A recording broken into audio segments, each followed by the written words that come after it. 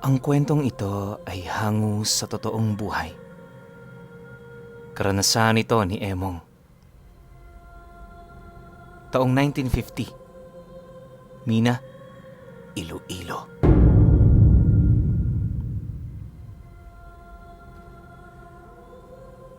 Itong mga panahong ito, kilala si Emong sa kanilang lugar bilang isang manggagamot. Bantog siya noon sa kabuuan ng Mina dahil sa kakayahan niyang lumunas ng kahit na anong uri ng karamdaman.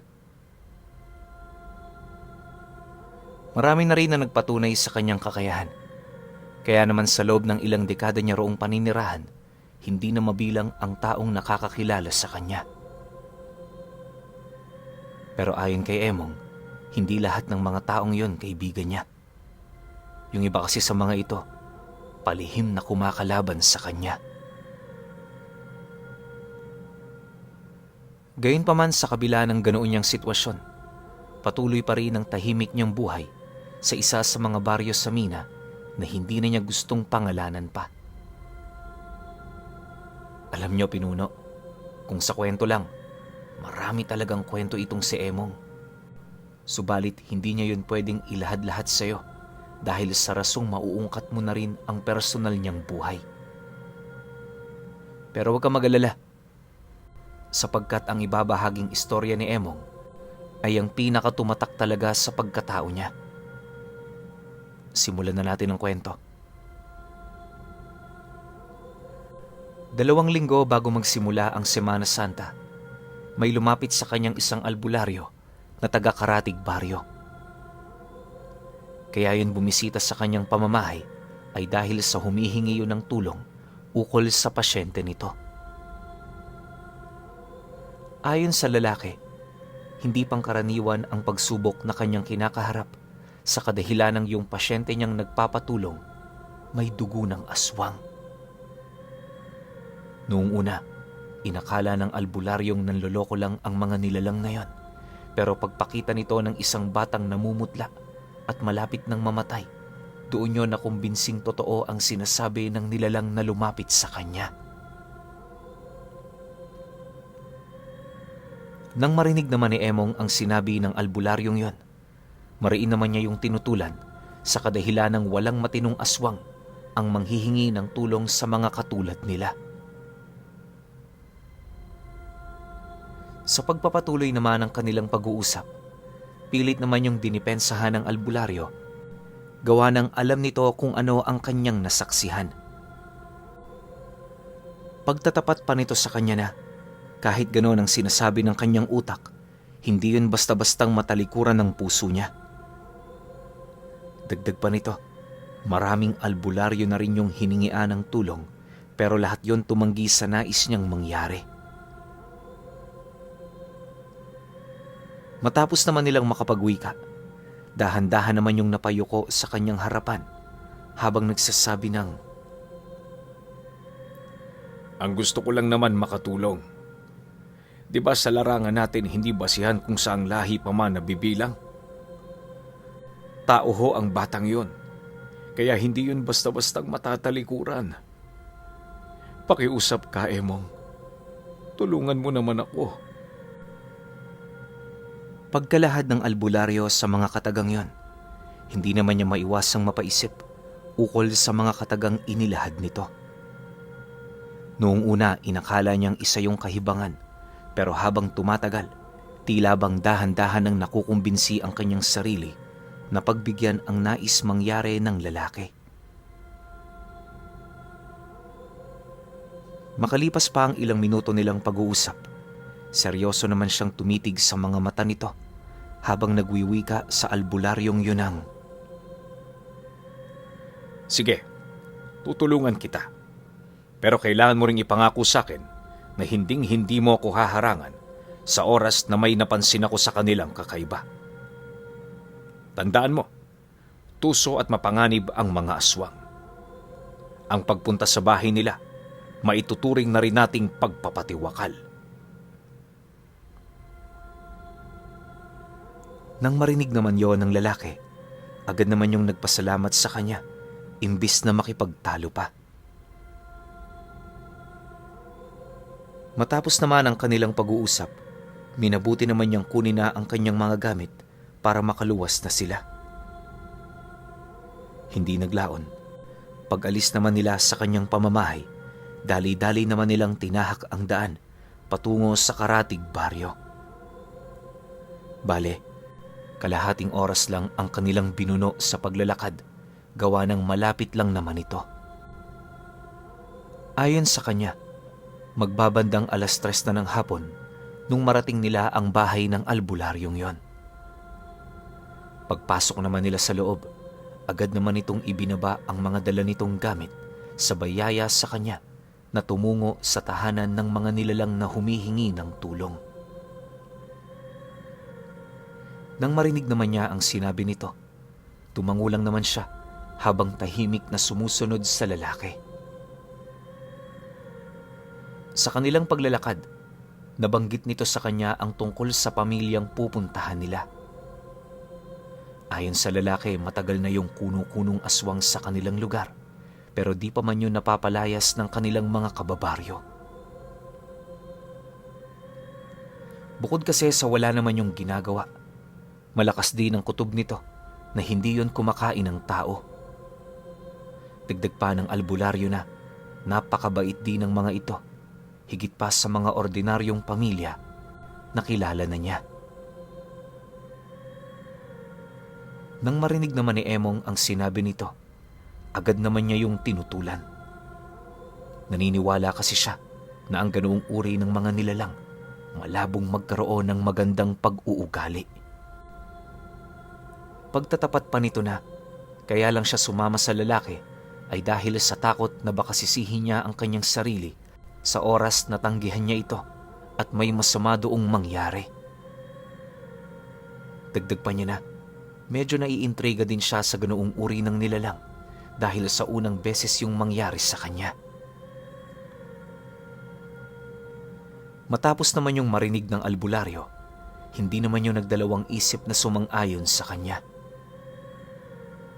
Makalipas pa ang 10 minutong paglalakad, may nasipat na nga silang isang maliit na kubo sa labas ng baryo. Pinaliligiran nyo ng mga puno at sagingan, kung kaya't mula sa malayo, di mo yon basta-bastang mapapansin. Sa pagpasok naman nila sa bakuran ng bahay na yon, unang bumungad sa kanila ang isang lalaking nagluluto sa labas ng bahay. Maya-maya pa, nang mapansin naman ito ang kanilang presensya, dali-dali naman yung tumayo, sabay silip sa kinaroroonan nila.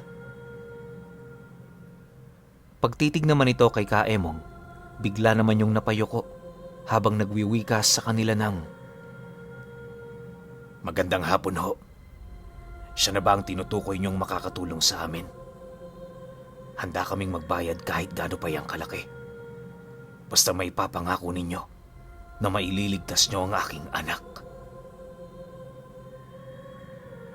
Dagdag pa nito na napaka-importante sa kanila ng batang yon, sa kadahilanang yon ang kauna-unahang isinilang na ordinaryong tao sa kanilang pamilya. Mariinding inilahad nito.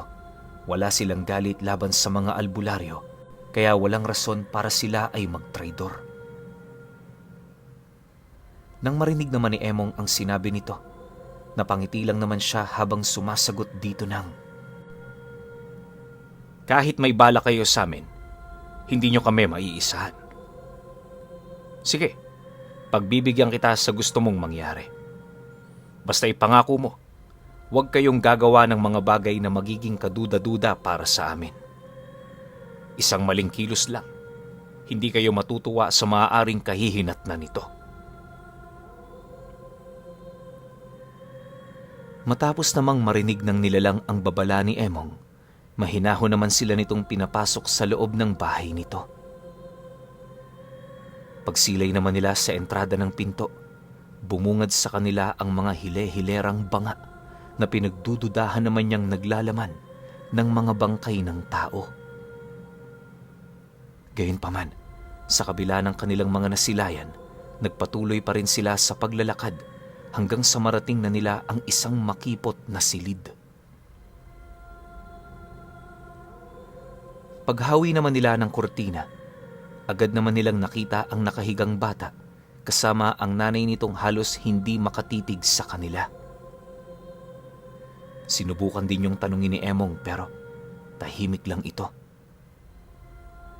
Maya-maya pa, pagdating naman ng kausap nilang lalaki sa labas, agad namang umalis ang babaeng yon para makaiwas. Nang mapansin naman niya ito, hindi na siya nagdalawang isip na tingnan ng batang nagpapahinga sa isang lumang higaan. Sa kanyang pagmamasid, una niyang napansin sa bata ay yung kawalan nito ng dugo. Napakataas din ang lagnat nito na sinasabayan na ng panginginig ng kanyang katawan.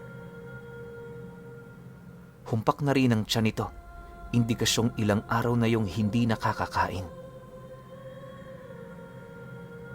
Matapos naman niya itong mapansin, bigla naman niyang hinawakan ng puwak nung nilalang nakausap niya, sabay tanong dito ng, Papaanong hindi lalala ang sakit ng batang ito? Hindi ninyo pinapakain. Napakabaho pa ng bahay ninyo. Kaya talagang titira rito ang mga peste. Magtapat ka nga sa akin. Ano ba ang binabalak mo sa amin? Nang marinig naman ng lalaki ang kanyang sinabi, pilit naman yung kumalma, indikasyon na umiiwas siyang makipaglaban sa kanila.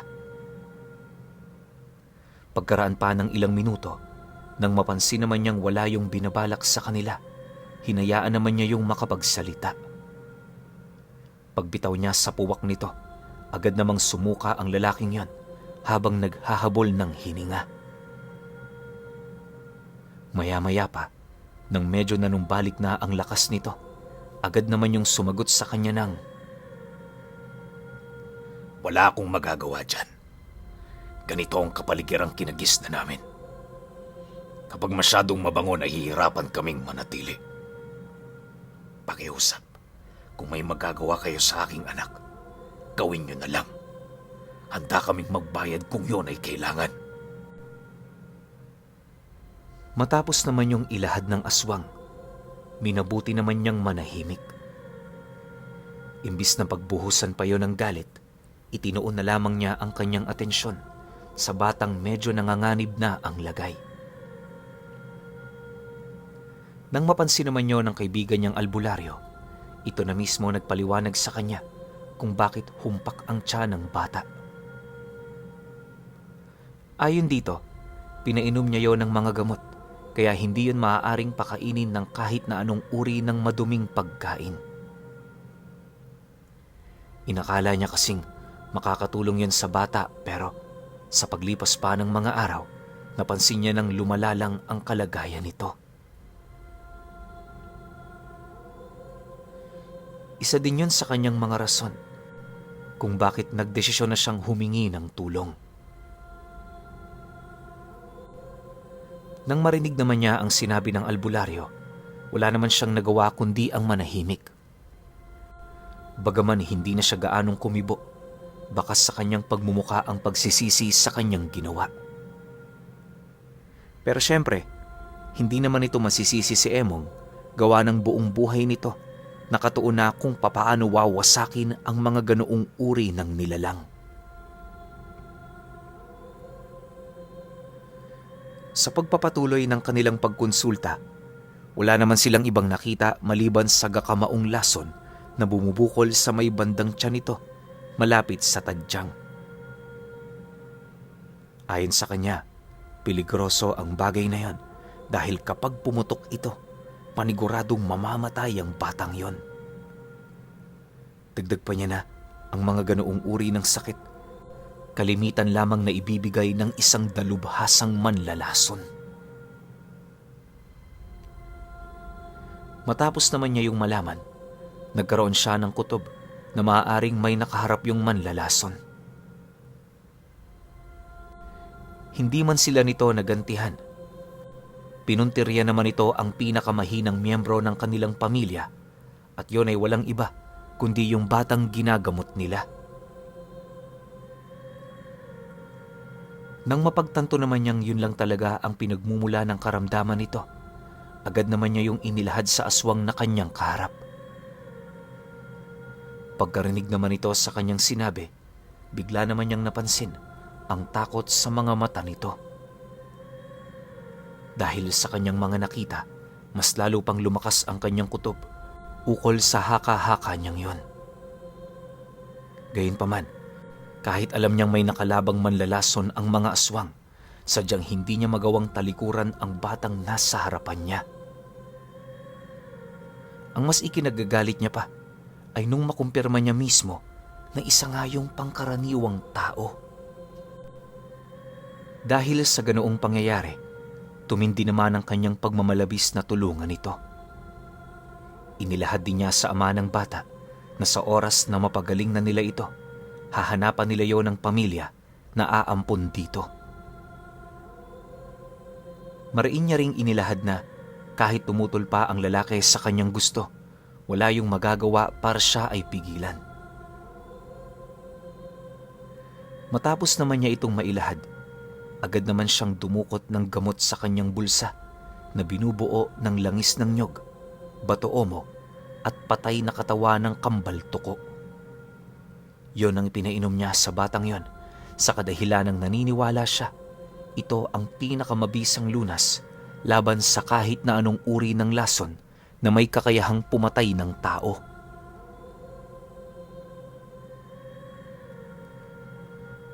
Matapos naman niya yung maipainom sa bata, agad naman niya yung ipinakuha sa kasama niya para ilabas ng bahay. Nang mapansin naman ng lalaki ang plano niya, nagpumilit naman yung humarang sa kanila habang nagwiwi ka ng, "Huwag niyong ilalabas dito ang aming anak. Kung gusto niyo siyang gamutin, dito niyo na gawin. Nakikiusap ako sa inyo ng maayos. Kaya sana pakinggan niyo naman ako." Nang marinig naman ni Emong ang sinabi nito, doon na siya nag-umpisang sindaki ng nilalang.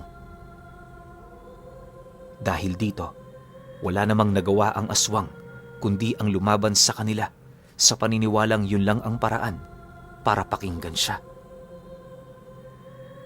Akala nito malawak ang pasensya ni Emong sa mga katulad nila, pero pagkaraan pa ng ilang minuto, napilitan na siyang tigalpuhin ng lalaking yon, sabay bunot ng kanyang punyal na siya namang dali-dali niyang itinarak sa dibdib nito. Hindi pa siya nakontento, winakwak pa niya ang katawan nito, dahilan ng mabilis nitong pagkamatay. Nang masipat naman yon ng albularyong humingi sa kanya ng tulong, halos hindi naman yon makapagsalita, dala ng matinding pagkagulat.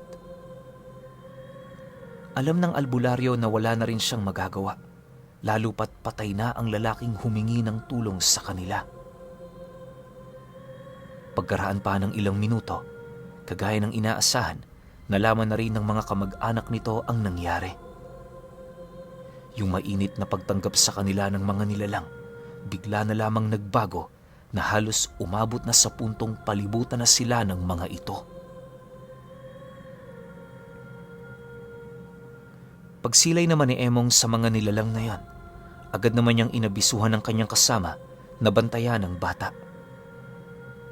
Mariin niya ring inilahad dito na kinakailangan nila yung itakas nang sa gayoy maging mabuti ang buhay nito sa hinaharap. Matapos naman niya yung mailahad, bigla naman silang sinugod ng mga aswang na siyang naging sanhi upang malipol niya ang kabuuan ng angka nito. Sa loob ng isang oras, walang habas niyang pinagpapapatay ang mga nilalang na yon na hindi na nagawa pang makapagpalit ng anyo. Ayon sa kanya, hindi lang isang pamilya ang napatay niya.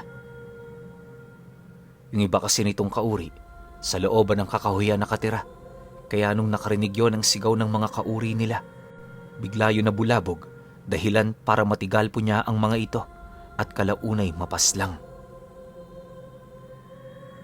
Dagdag pa ni Emong na wala man siyang naging pagsisisi sa ginawa niya sa mga ito. Ang hindi niya inaasahan ay yung pagsisising mararanasan niya pagkaraan ng 10 taon.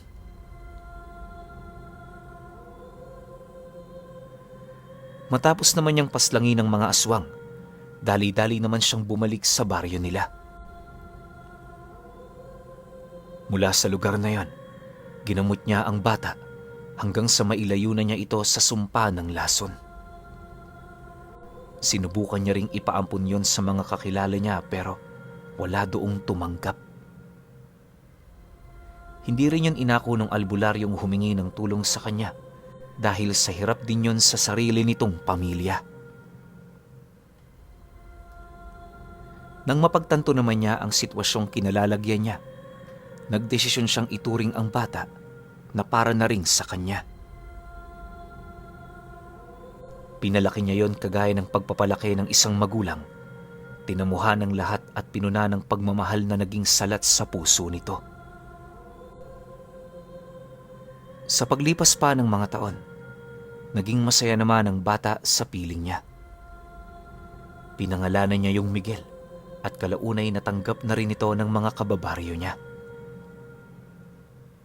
Ilang taon pa ang lumipas, tumungtong na nga sa edad na 15 itong si Miguel. Si Emong naman nasa edad 70 anyos na noong mga panahong yon. Matanda man kung ituring ng iilan, naniniwala pa rin siyang hindi pa rin pumapalya ang kanyang kahusayan pagdating sa panggagamot.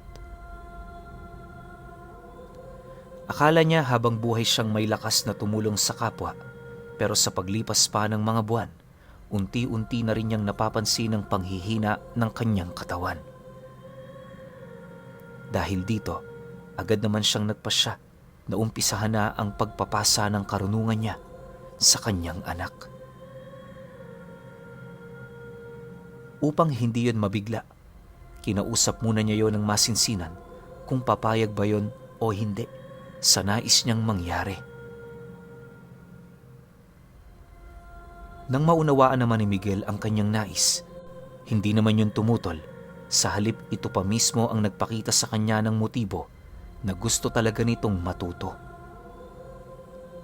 Nang mapagtanto naman yun ni Emong, abot langit naman ang kanyang pasasalamat, gawa ng ang pagpapasa ng karunungan ay isa sa mga pangarap ng albularyo na malapit ng mamaalam. Kapag ginawa kasi nila ang bagay na yan, mas lalong tumitiyak ang kaligtasan nila sa kabilang buhay. Lubos kasi yung kinalugdan ng may kapal, gawa ng isa yon sa mga nagiging daan upang magpatuloy ang lahi ng mga mandirigma na nakikipaglaban sa mga masasama. Matapos naman nilang magkasundo, noon ding mismong araw na yon, inumpisahan nila ang unang hakbang sa pagtanggap ng lihim na karunungan. Bagaman hindi madali ang pagsubok na pinagdadaanan nito, masaya naman siya noon kahit papaano dahil pinipilit nitong kayanin ang lahat ng pagsasanay na ibinibigay niya. Sa paglipas pa ng mga linggo at buwan, unti-unti na ngang namulat itong si Miguel pagdating sa lihim na karunungan. Subalit sa kabila ng husay na ipinapakita nito, may isang bagay na sumasalansang sa puso ni Emong. Hindi niya mawari pero tuwing nagsasanay sila, may napapansin siyang kakaiba sa bata. May ilan siyang nakikitang katangian na hindi likas sa isang ordinaryong tao. Kapag kasi nagsasanay sila, umiiwas siyang magbigkas ng mga buhay na salita. Sa halip para mabigkas niya yon ng malinaw, kinakailangan niya yung bigkasin ng pabaliktad. Noong una, hinayaan lang yun ni Emong. Pero sa pagtagal, napapansin niyang ang pamamaraan nito ng pag-usal ay parang mantsang bumabahid sa karunungan niyang tangan. Ilang beses na rin niya yung pinagsabihan pero napakahirap nitong sumunod. Kapag kasi sinusubukan nitong bigkasin ng tama ang usal, nabubulol ito tapos ang malala pa bigla na lamang namamaos ang boses. Akala niya pangkaraniwan lang yung nangyayari, pero dumating ang isang gabi na nasipat niya ang kanyang disipulo sa labas ng kanilang bahay na kumakain ng buhay na manok. Nanlilisik din ang mapupulang mga mata nito at sa estado ng nilalang na yon, napakalayo na nito sa isang pangkaraniwang tao. Matapos naman niya yung masilayan, ramdam na ramdam niya ang pagkadurog ng kanyang puso. Hindi niya kasi lubusang inaakala noon na may dugo pala ng aswang ang batang pinalaki niya. Gayunpaman, sa kabila ng kanyang mga nalaman, pinili niya pa ring bigyan niyo ng pagkakataon. Siyempre, siya na ang tumayong ama sa bata, kaya napakahirap sa kanya na magdesisyon ukol sa kung ano ang kanyang gagawin dito. Magmula rin noong natuklasan niya ang pagiging aswang nito, walang gabi na hindi siya lumalabas sa kanilang pamamahay para mag-isip ng malalim. Humingi na rin siya ng tulong sa mga kaibigan niyang albularyo kung saan iisang bagay lang din ang naipayo ng mga ito. At yun ay walang iba kundi patayin ng bata. Matapos naman niyang marinig ang sinabi ng mga ito, hindi naman niya maiwasang magalit pero sa pagtagal pa, doon niya napagtantong yun talaga ang nag-iisang bagay na dapat niyang gawin. Ayon sa kaibigan ni Emong, ilang araw din niya itong pinag-isipan hanggang sa makabuo na siya ng sarili niyang desisyon. Isang gabi, habang nagpupumilit siyang matulog sa kanyang silid, narinig niya ang pagbukas ng entradang pinto ng pamamahay niya. Dahil dito, dali-dali naman siyang bumalikwas sa pagkakahiga, sabay hugot ng kanyang punyal na nasa gilid lang ng kanyang higaan. Maya-maya pa, pagdating naman niya noon sa sala ng bahay niya, tahimik naman siyang sumilip sa labas kung saan doon niya nakita itong si Miguel na nakatayo habang nakatingala sa bilugang buwan. Segundo lang noon ang naging pagitan nang bigla yung magpalit anyo at kasabay nito ang mabilis nitong pagtahak ng daan patungo sa baryo. Matapos naman niyang masaksihan ang ginawa nito, hindi naman siya nag-alangang yon ay sundan. Kahit uugod-ugod na si Emong noon, halos naglakas loob pa rin siyang kumilos hanggang sa marating na niya ang sentro ng baryo. Di naman yun naging mahirap para sa kanya. Gawa ng bukod sa malapit lang ito, tinutulungan din siya ng mga tangan niyang mutya. Makalipas pa ang ilang minuto, nang masipat na niya ang mga bahay-bahay sa sentro, agad naman niyang sinundan ang presensya ng kanyang anak. Hindi naglaon, pagdating niya sa isang malaking bahay na nasa tabi lang ng daan, nasipat niya itong naglalakad sa bubungan. Pabalik-balik lang ang anak niyang yon, na para bang may hinahanap ito. Sa pagpapatuloy ng kanyang pagmamasid, paulit-ulit naman niya yung tinawag pero hindi yun nakinig. Napag-alaman din niyang buntis ang nakatira sa bahay na yon, kung kaya't hanggat wala pa yung nagagawa, pinili niyang yon ay pigilan. Sa loob ng halos kalahating oras na pakikipag-usap niya rito, patuloy pa ring nagbibingi-bingihan ang kanyang anak. Nang hindi na maatim ni Emong ang mga nangyayari, pinaliparan niya yon ng tigalpo, dahilan para maagaw niya ang pansin nito. Pagsilay naman ng bata sa kanya, buong tapang naman yung tumalon at nung magkaharap na sila, inilahad na nito ang lahat ng bagay na nagawa nitong malaman.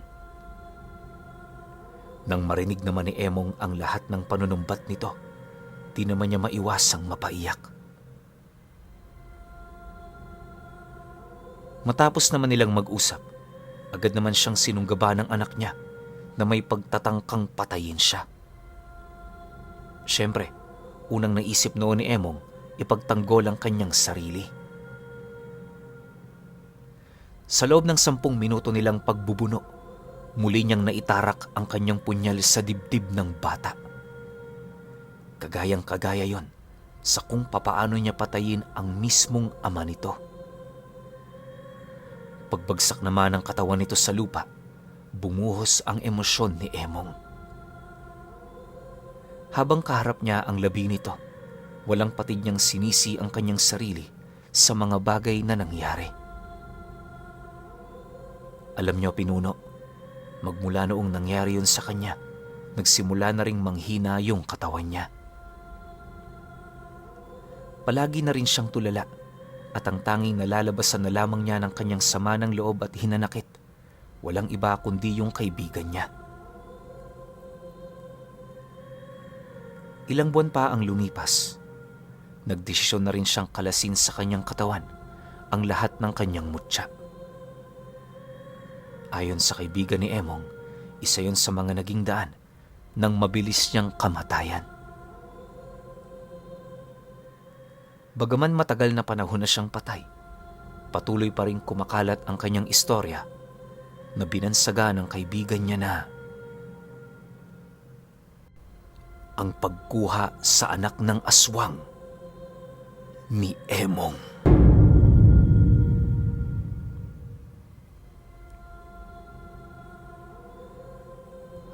Okay. Opinyon ko sa kwento. Totoo nga, sobrang nakakalungkot ng kwento na to. Kasi isipin ninyo mula baby, o pagpalagay na nating mga 2, 3 years old yung bata, ikaw na yung nakilalang tatay. Tas tinuring mo talaga na anak mo to. Wala kang ibang hiningi, wala kang kung ano mang hinihintay na kapalit. Basta gusto mo maging maayos yung paglaki ng bata. Kasi nga, tinuring mo ng anak mo eh. Tapos ending magugulat ka, meron palang bertud ng aswang. Kahit ako hindi ko ina-expect, nagulat ako sa dulo kasi alam naman natin na malakas si Emong, umubos nga ng baryo ng aswang ng isang baryo ng mga aswang, di ba? Tapos, pinakiramdaman niya yung bata na tao talaga. Nagulat siya sa dulo, meron pala sigurong natirang konting bertud ng pagiging aswang yung bata. Kaya paglaki nito, dun lumabas yung totoong anyo. Pwedeng ganun. O pwede ring habang lumalaki yung bata, unti-unti namang lumalaki rin kung ano man yung nasa loob nito para maging isa siyang ganap na aswang.